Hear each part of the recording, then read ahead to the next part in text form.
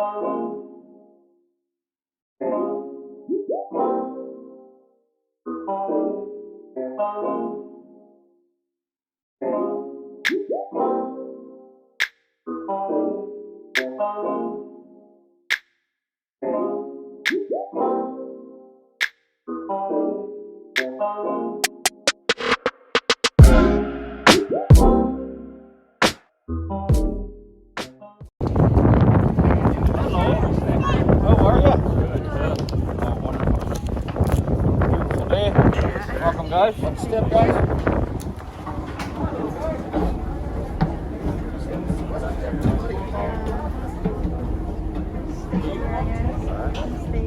Okay.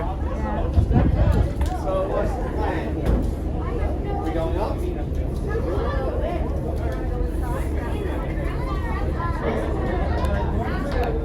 If you have any questions about our COVID-19 protocols, do not hesitate to approach any member. Look back here, guys, to the rear of the vessel. You're going to see these two big white drums back here, guys. But they are our life rafts. And I can assure you that there's enough room for everybody on board those here today. Unless you are a Montreal Canadiens fan. That's it. So you might leave for playing golf way too early this year, is it? Of course, I'm kidding, guys. There's enough room.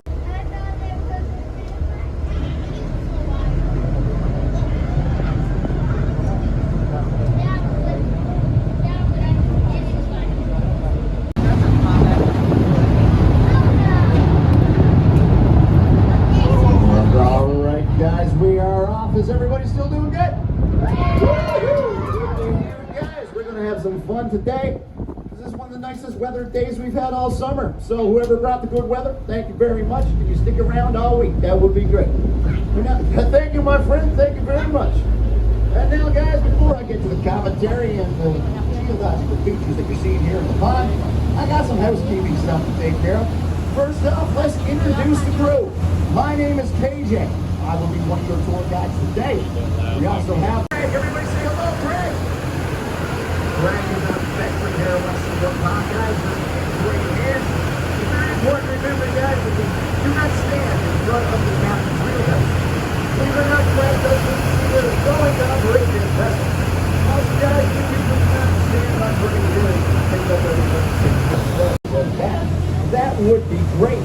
Also, guys, due to Transport Canada regulations, this is a smoke-free vessel. Which means no cigarettes, no cigars, none of those wet-handed cigarettes now that that's legal here in Canada. No leaning over the sides of the railings of this vessel or in between the railings. And also, guys, no standing on any of the rope hookups that you do see around the boat. Because this water is very deep. The walls were bound to me.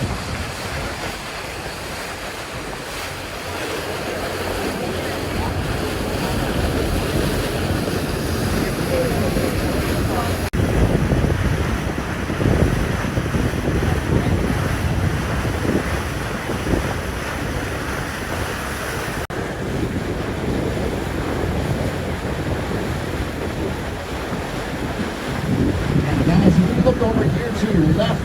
We're going to see this beautiful sheltered harbor here, guys, with this nice sandy beach. But this is what's known as Snug Harbor. Now, local old-timers would tell us that hunters, fishermen, and trappers would use this here harbor as shelter from the easterly and southeasterly winds Sometimes hit gale force here in the fall season. Now the hunters were hunting for moose, caribou, hare, and a variety of waterfowl for their winter food stores. And the trappers were trapping for mink, fox, lynx, and even some pine marten. And now the fishermen would fish the pond, as well as the brook itself for speckled trout, Atlantic salmon, Benedish, which is a type of landlocked salmon, and even some Arctic char. And guys, Snug Harbor is actually a very common place for people to hike in and go camping and spend the night. If you want to get a permit for Cards Canada to take the hike in there, you can head up here now. So someone who's spent the night with me.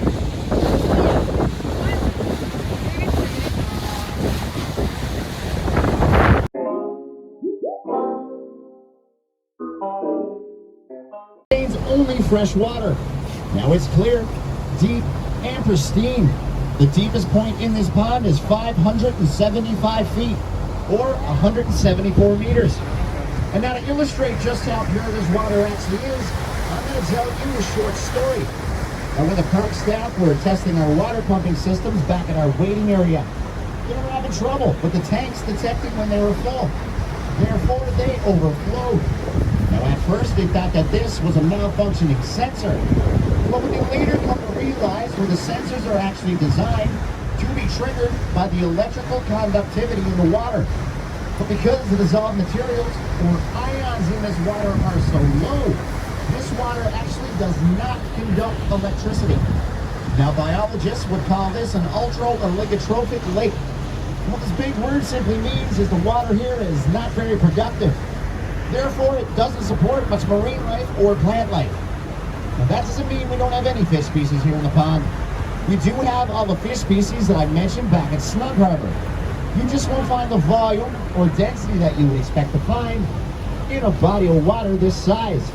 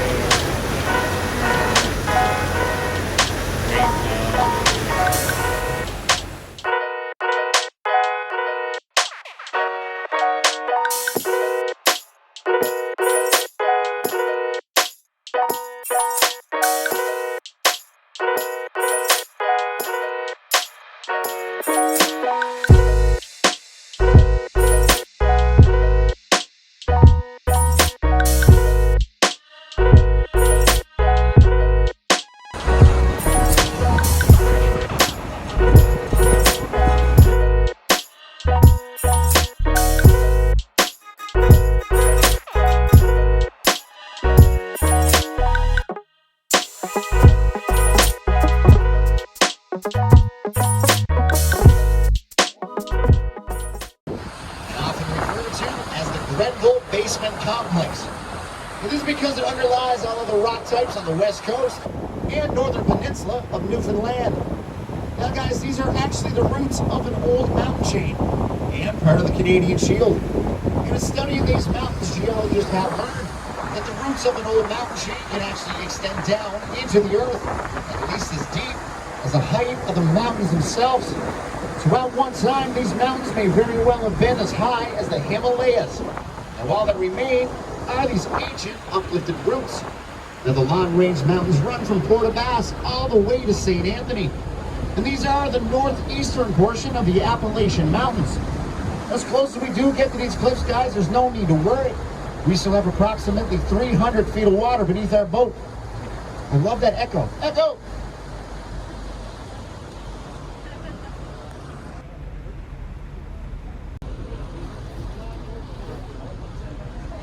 Really close to the rock.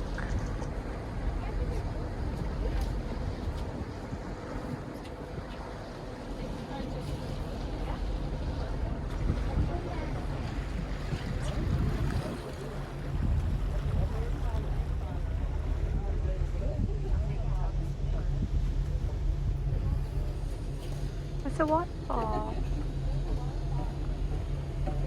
And now guys, look off here to your left. You will see a beautiful hidden waterfall called Blue Denim Falls. Now perhaps it gets its name for the blue cast that sometimes can be seen as when the sun rays hit it just at the right angle. Guys, our sister ship, the Western Brook 2. It's really hard to get any scale of how tall these mountains really are, guys. That boat looks pretty small from here, doesn't it? Yeah. It's just think that boat is only 5 feet smaller than the boat you're on right now. So guys, we'll give you a little scale of how big these mountains are. And this big U-shaped valley here, guys, that our sister ship is going right in front of, this is what's known as a hanging valley. Now this big U-shaped bowl, this was caused when a small tributary glacier flowed into the main Western Brook Glacier, carving out this valley which appears to be hanging in mid-air above the pond. Now guys, this gives us a great example of what this fjord may look like without water. You're going to notice its deep center, its near vertical sides, and the typical U-shaped profile of a glacier-carved valley.